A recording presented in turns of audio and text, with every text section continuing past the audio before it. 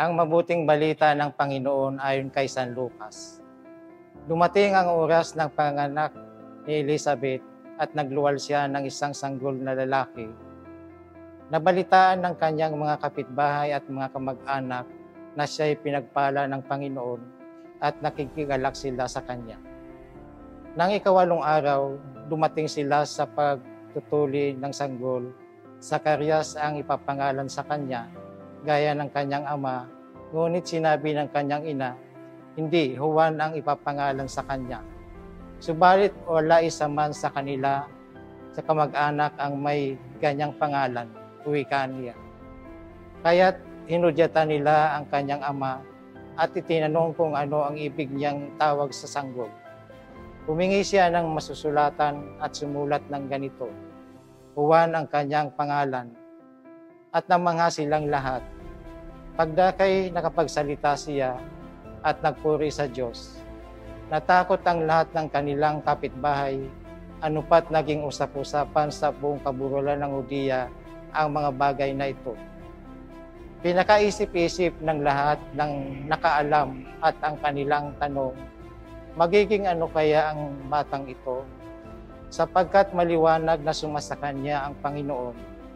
Lumaki ang bata at naging malakas ang kanyang espiritu. Siya ay tumira sa ilang hanggang siya araw na magpakilala siya sa Israel. Ang mabuting balita ng Panginoon. May pagpapalagay na si Zacarias mismo ang nagkwento sa kanyang asawa tungkol sa nangyari sa kanya sa loob ng santuario, kung saan ibinalita ng anghel sa kanya na magkakaanak na sila. Si Elizabeth bilang tugon ng Diyos sa kanilang panalangin. Kung isa sa alang-alang ang kultura at kaugalian ng mga Hudyo noong mga panahong iyon, hindi inaasahan at lalong hindi katanggap-tanggap na ang isang babae ang magbibigay ng pangalan sa bata kahit siya pa ang ina. Pero alam ni Elizabeth na ang Diyos na mismo ang nagbigay ng pangalang Juan at hindi siya papayag na madlangan ng anumang patakaran ng mga tao ang kagustuhan ng Diyos. Nagsalita ang hindi dapat magsalita. Nagulat ang hindi makapagsalita. Talagang hindi mapipigilan ang katuparan ng plano ng Diyos. Pagdating ng panahon, hindi rin mapipigilan si Juan na ihayag ang tama at mabuti at higit sa lahat ang kalooban ng Diyos kahit na makapangyarihan pa ang kanyang kalaban. Manalangin po tayo. O Diyos, sa iyong dakilang kabutihan at pagmamahal sa akin, ipinagkaloob mo at biniyayaan ang mundo ng iyong salita na nagbibigay buhay ng aking tanglaw at gabay sa araw-araw.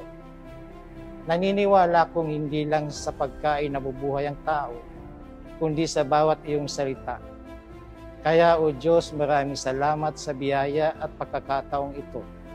Ihanda mo ako sa aking pagbabasa at pagninilay ng iyong salita. Maging bukas nawa ang aking puso, isip at diwa sa iyong salita. Ipadala mo ang iyong banal na espiritu.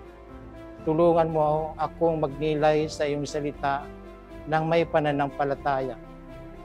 Itanim ito sa aking puso ng may pag-asa at isabuhay ito ng buong pagmamahal ayon sa halimbawa ni Kristong anak mo, ang aking Panginoon at tagapagligtas.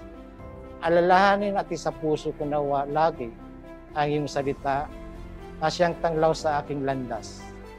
Nawa ang kapangyarihan nito ang magbigay lakas sa akin upang mamuhay ako bilang iyong anak at tunay na saksi ng iyong pag-ibig. Amen.